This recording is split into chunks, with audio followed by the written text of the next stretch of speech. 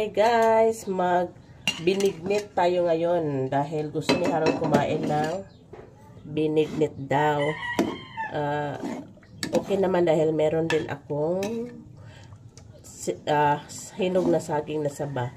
Ito pala guys, imbis na landang yung pinabili ko kay Mr. Sago yung nasabi ko. Tapos sago talaga yung binili niya.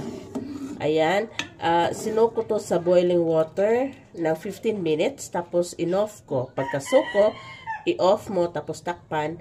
Then after 15 minutes, hanguin mo at hugasan. Then papakuluan. Then papakuluan na naman ulit. At yun na. For the luto na tayo. Hugasan ko na siya. Maglagay tayo ng bagong tubig dito. Tapos, ito siya, yung hinugasan ko. Alam niyo guys, pag ganito talagang process, nalilesen yung tagal sa pagluto ng sago dahil napakatagal yan lutuin ang sago. Pero pag ginanon mo, malilesen lang. So, ayan, papakuluan natin yan.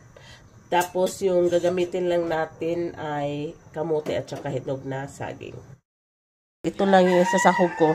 Tingnan nyo guys, napakalaking saging nabili ni Mr. Lampas pa sa palad ko. Tapos, try ko tong 3 kamote. Meron pa naman ito. Ayaw ko naman na sobrang dami dahil kami lang 3 ang kakain. Kaang kakay? Sige guys, hiwain ko muna to.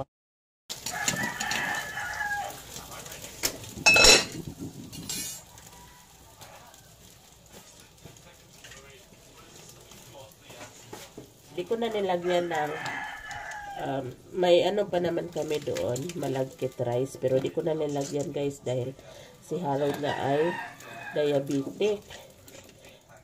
Carbs na masyado. Ito na lang.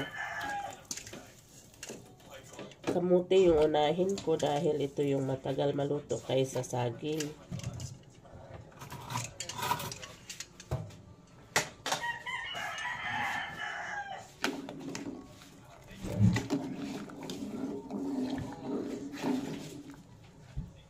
So, medyo matatagalan pa tayo, guys. Balikan ko na lang kayo mamaya.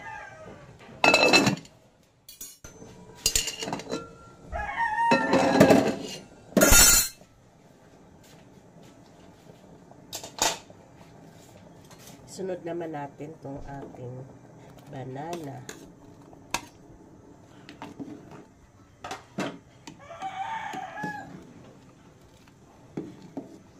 Luto na yung sago natin dahil transparent na siya guys.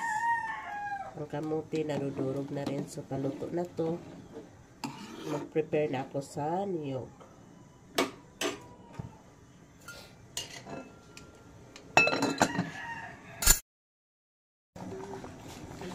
Ayan guys.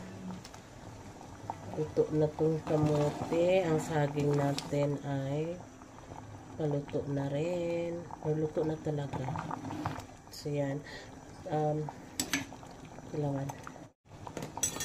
Nakalimutan ko or akala ko meron pa kaming brown sugar. Kaso, nakalimutan ko, gumawa pala kami ng biko ni mama pag punta niya dito. So, naubos pala yung brown sugar namin kaya itong puti na lang. Tapos, hindi ko to tatamisan guys dahil si Harold nga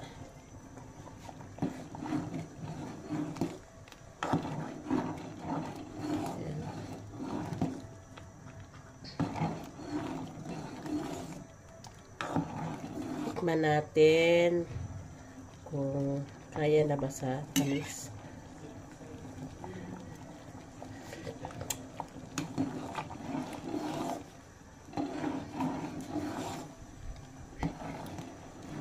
Yung kamote mash natin dito para lumabas yung tamis nila at saka yung saging.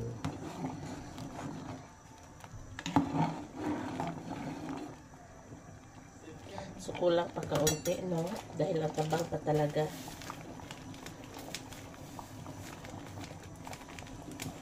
Okay, good.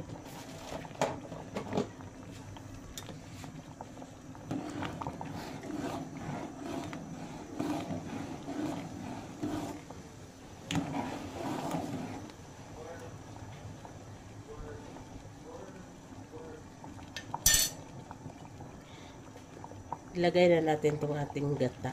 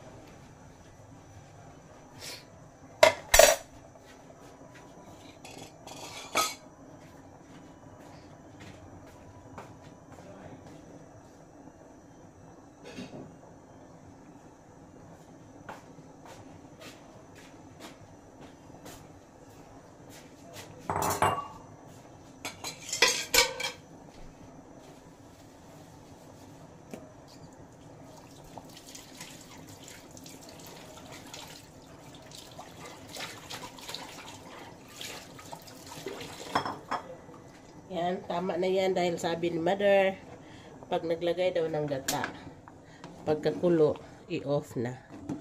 Ayan guys. Ayan siya. Bagay din to guys dahil umuulan ngayon dito sa amin. Ang lamig ng panahon. So ayan, kain po. Snacks tayo. Thank you for watching guys. Bye. Ito po yung binignit natin for today. Simple lang to guys. Kain.